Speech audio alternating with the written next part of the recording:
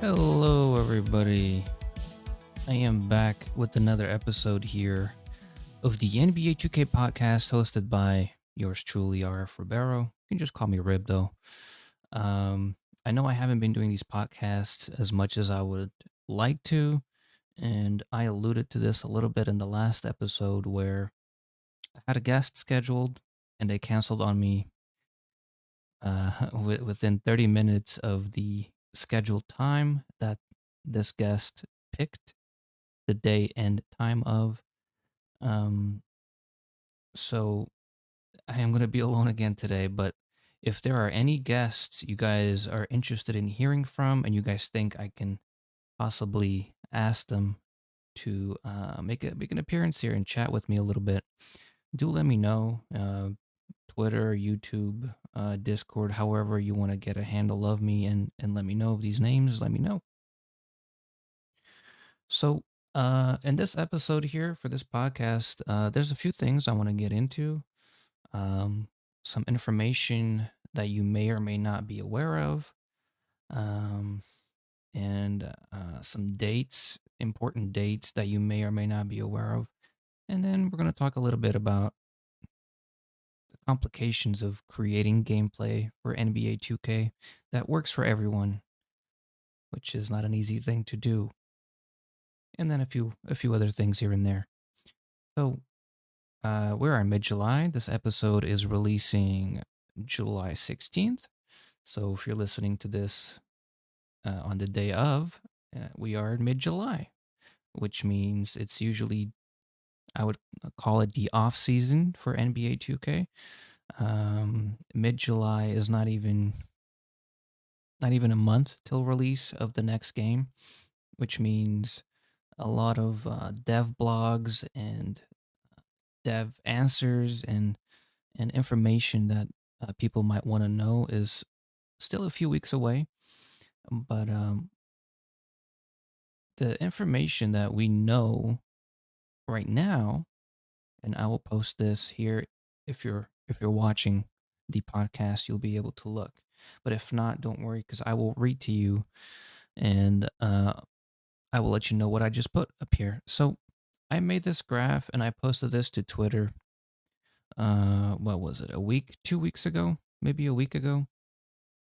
And basically, these are all the important dates that we know of so far. And that includes the 25th anniversary edition. It is available for purchase until September 10th. Okay, so after September 10th, you cannot buy the 25th anniversary edition anymore from a retail store. I'm sure you could probably still buy it from somebody that has a key, like a store digital key for the game. If you somehow happen to find somebody that is selling their game key. The Summer League pre-order bonus is available until the 17th.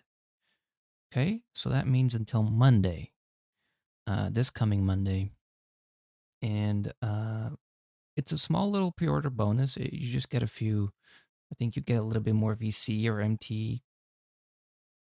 Um, all the details to all of this for like specifically what you get in each order, you can go to the NBA 2K site and go to their store page. But I'm having a look here to try to figure out. So there is, and this is, by the way, not to confuse the pre-order bonus with the Summer League pre-order bonus. They're different pre-order bonuses.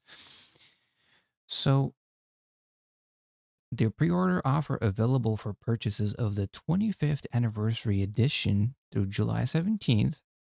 What you're going to end up getting is a 90 overall rated Victor Wembanyama free agent card. You're also going to get a Wemby player jersey. So that's for your My Player when you're walking around the city. And you're also going to get a Ruby Devin Booker My Team card.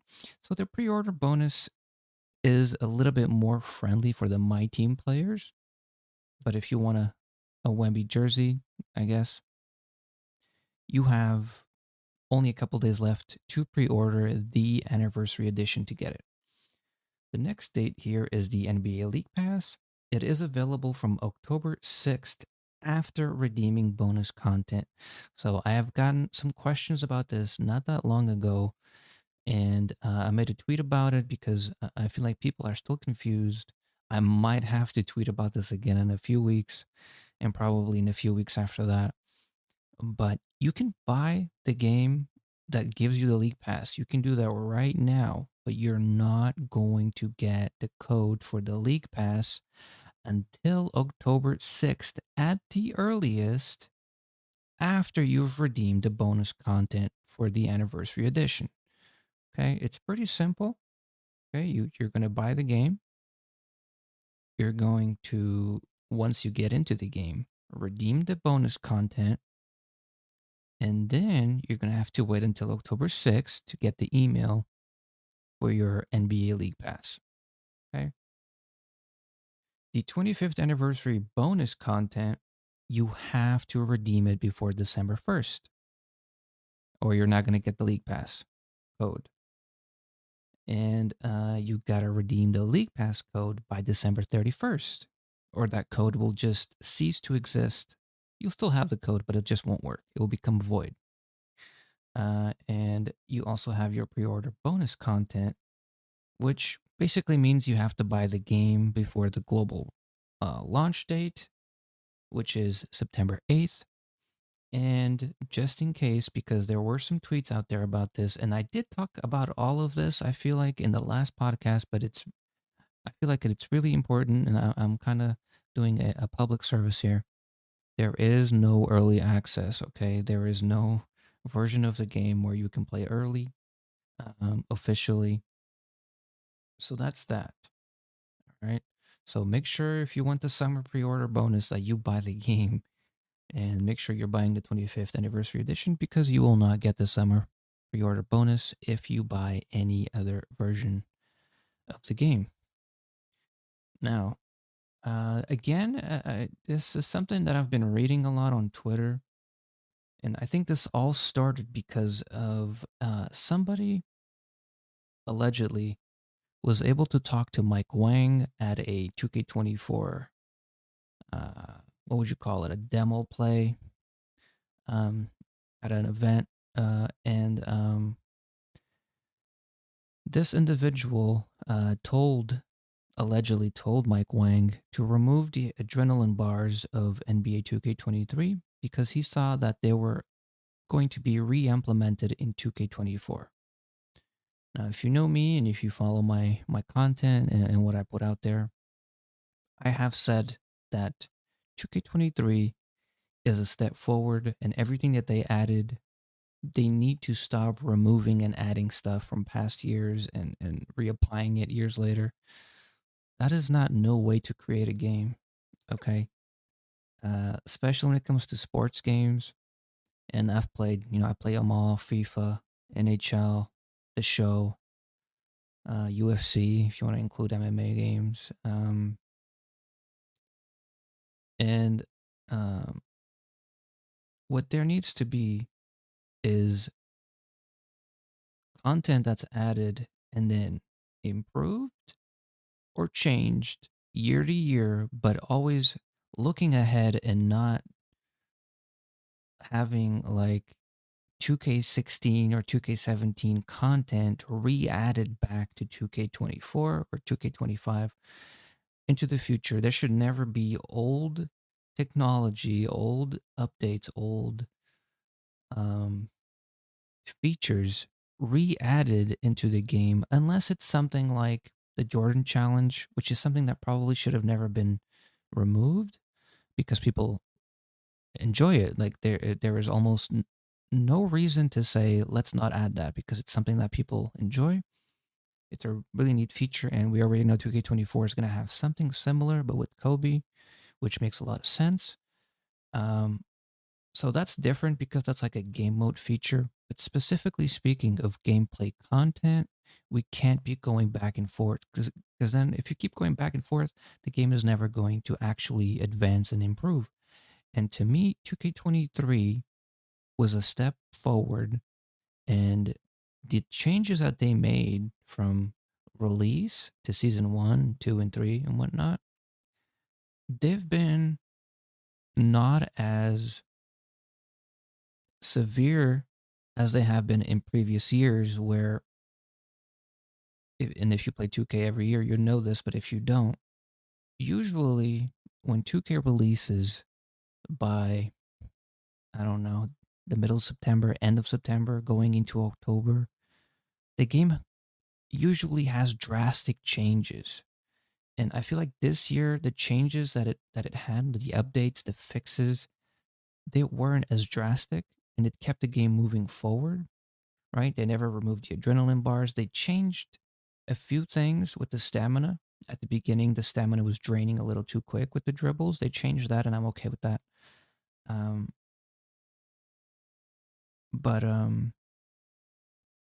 there just has to be improvements. I like the adrenaline. I like what the adrenaline bars are there for. Does it need improvements? Of course. It's a new tech that they just added. It's a new feature into the game that was just added literally a year ago. So it's going to have, ups and downs, as everything in a year to year game will have when you're adding new content to keep the game fresh. It's one of the things that keeps, sports games and every other game out there different. The difference between them is the year to year release. It's a lot, man. If you know anything about game development, meeting a year to year deadline is is insane, for lack of a better word. And not just meeting the deadline, but implementing new features to the game to keep the game fresh, but also keep the game, good, and for the most part, keep people happy and satisfied. It is very tough to do that year to year. Okay, there's a lot of games out there that have plenty of time to add content, like an expansion pack down the road, a DLC down the road. Games like NBA 2K and most sports games don't have that luxury. And you can't just, come December, change the game around completely. You can't do that. So, uh, my opinion on things with the gameplay is, I'm one of the few people I feel like that enjoyed 23. It's one of the 2Ks I've played the most in the past 7 years. I feel like it's probably the 2K that I've played the most. And I mostly play alone. Mostly play against randoms. Mostly play, rec. Every now and again, I'll get into pro am with a buddy and like one of his friends. Um, Park, very rarely. I'm usually in the rec. I'm usually in 5v5 online. And I have a center build. I have a point guard build. I experienced a lot of the game. And personally, um, I enjoy a lot of the new features more than I despise some of the stuff that people despise right now. And um, instead of adding and removing things every year and saying to the developers, which I read this on Twitter, I'm not going to call anybody out, but there's people saying like, you guys need to go back to 2K19 and add this from 2K17 and remove this because it's like, that is not, first of all, that is not constructive. That is not informative. That is very opinionated, and maybe there's a lot of people that share that opinion, especially if it's Twitter accounts with big followings. They're going to follow that opinion. But personally, as a small time guy with a small following, and speaking from, you know, being able to have an eye in sometimes on, things here and there that maybe other people may not pay attention to, um, it's a very difficult thing to do year to year. But I think 2K is doing a really good job, especially recently. I wouldn't be saying this maybe 3, 4, 5 years ago, but especially in the last couple years, I feel like the step ups have been great. Um, and I feel like they've done a good job with adding stuff that maybe some people will like, but a lot of people won't like. But there's like an alternative. So, in an example, I mean like the city. There's a lot of people that don't like that, but I remember seeing a video of Ronnie saying this is what the people wanted, but at the same time they included subways and ways to move around the city very easily. So there's like a balance to it in that way, which is very hard to do. Trying to make everybody happy is impossible. Now think about trying to make everybody happy year to year. It's never going to work. But in conclusion, I think they're doing the best they can with the deadlines that they have, and I'm excited for 2K24. I think the new features, the pro play technology, if I'm correct about what that might be, which I will tell you guys what I think it is, and this is solely my opinion. Um, and I'm not gonna say exactly what it is, but what it could be. So if you're interested, if you've played FIFA, okay, if you're aware of what hypermotion technology is, I think you're gonna know what pro play technology is.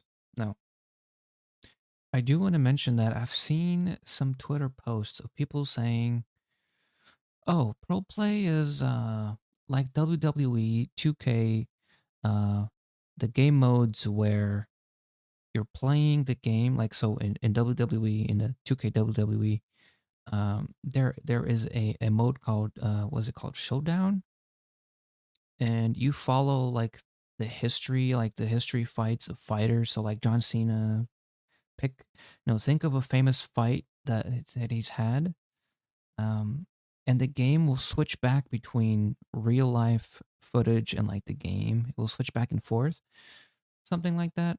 That's not what pro play is. I don't think.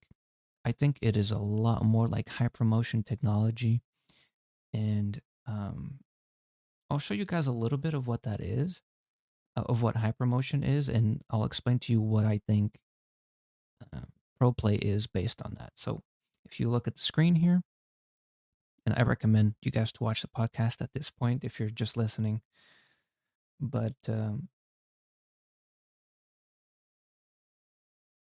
you see here that high promotion was based on data from two new full match motion capture shoots. They did training drills with professional teams, and this includes men's and women's. So if we have a look here, uh, you can see they're in a private stadium, right? They must have rented it out for these games. They brought professional teams to come play, and they must have set up, cameras, and they probably have, they do have mocap suits on. And what ended up happening was that they were able to capture data and then turn that data into animations. Okay, so some of you know, if you really play 2K, you might know that a lot of animations are mocapped, not even by 2K, not even by NBA athletes, but just professional athletes of their professional mocap uh, creators, I guess. So recently there was an interview with the professor, and he said that he's actually the one that mocapped a lot of players' shots. Um, so that this is not what this is. So in high promotion, you're getting real players playing the actual game on a professional level. So these are professional teams, and uh, data just being captured and then turned into animations. So if you think about that a little bit, okay, if you think about that, that means you're going to get the most perfect animations compared to real life NBA.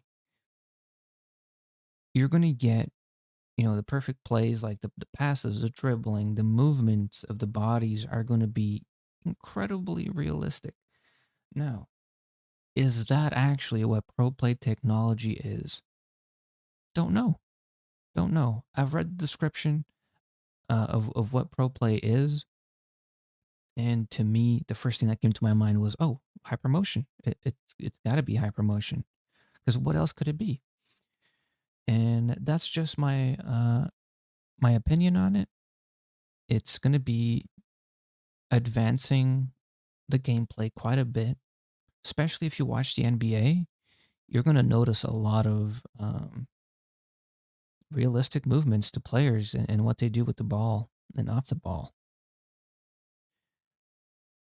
What does this mean for the game of 2K24? Well, it means the most authentic simulation you've probably ever seen so far, if that is actually what's being added. Um, because when it comes to animating movements, if you're going to capture data from a professional game and then transfer that to animation, that's the closest you can get. That's literally the closest you can get to the actual thing. So that's going to be a big one. That's going to change the game a little bit. And it's going to be great, in my opinion, if that's actually what it is. I don't know. This is all just my opinion. Please don't take this out of context and say that this is what 2K told me. It's not the case. So with that in mind, for the My Team people, if you're here still listening to this and you're a My Team player, hope you're enjoying Endgame Giannis. Um, I know a lot of you in the My Team side of things are not too happy with the copy and paste of signatures and animations that players have is a lot of the same. But I hope it's not too bad.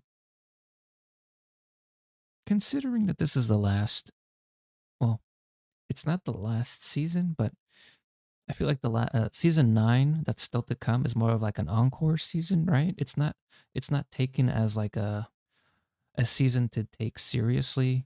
I feel like season 8, the one we're on right now, is the last one. Um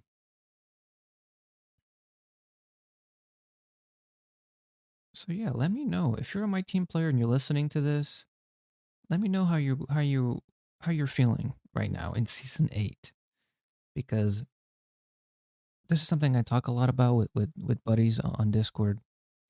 The longevity of the My Player mode versus the My Team mode throughout a 2K year, and how, September, October, I feel like most people are on their My Player, but as soon as like December, as soon as like we're in the new year, everybody's playing My Team. I feel like My Team is hot, right? My team just kind of keeps going and going and going until it blows up, and then you have Victor Wembanyama's, and you have Shaq dribbling like a guard and whatnot. Like, do you guys enjoy that? Do you guys wish that they would stop at some point? Keep things realistic a little bit? Because some people, look, 2K, I feel like they would not be doing that if people didn't enjoy it, right? 2K knows this stuff. They know what people want. Even if they say they don't want it, like they follow the numbers, right? If you're playing My Team, they're gonna think that you enjoy what you're playing. And I think that's about it for this podcast. I do want to mention that because we're in mid-July, we're only about 2 weeks away from our first courtside report, which is, in other words, a dev blog. So a blog from the developers about what's new in 2K24. And usually with those blogs, you're gonna get like one a week every week of August, maybe one or two a week, depending on the information. And with those blogs, you're also gonna get Mike Wang tweeting and going on Reddit and answering a lot of questions. And when those dev blogs come out, guys, just be prepared for a lot of people to spread misinformation and to assume things that are completely insane and completely off topic from what the dev blogs are about. But because we're still 2 weeks away, just I guess just keep that in mind, kind of in the back of your mind. And if and when that happens, I will be here to tell you guys the real truth of things. So, with that, thank you for listening. If you enjoyed this podcast and you got some information out of it, please let me know. If there's any guests you want to, listen from here that I might be able to converse or ask questions to, let me know. I have a Twitter, I have a YouTube, I have a Twitch, and I'm on Discord frequently. You can even message me on Reddit if you want. Heck. Uh, I will see you guys on the next one.